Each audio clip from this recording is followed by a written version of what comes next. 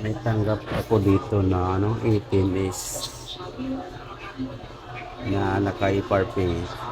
Naloko na yung yung makabili kasi hindi raw matanggal sa unlock tool. Kanina pa niya yung ito yung lag sa unlock tool.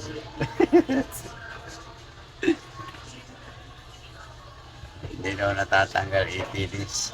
So pinapabayaan ko muna. So dito sa UFI mga boss ay natanggal kasi ito yung pinakamataas ng patch ng ng Android sa 18 is na nag-update ng 2024. So hindi talaga kaya dyan sa unlock tool yan, maliban na lang kung digitag mo. So papakita ko sa inyo yung yung logs ng ng UFI. Ayan, FRP. So titingnan natin yung setup niya mga boss, no.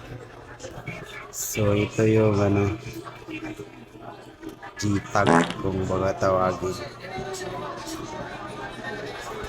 Ayan, sa G-tag po yan. So ayan na yung naka-FRP na tinanggal natin. Setup natin.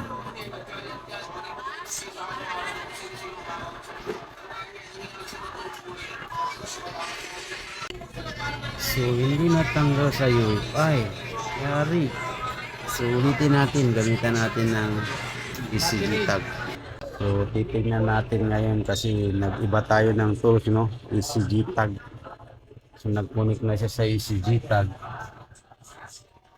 Tingnan natin kung matatanggal yung FRP. So advance FRP tayo.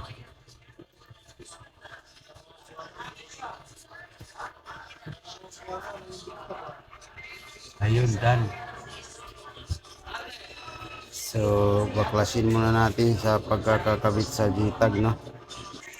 So ito na siya. Tingnan natin kung natanggal. So ECG tag ang nakatanggal sa kanya. So ayun mga boss, no, natanggal na. Finish na, oh.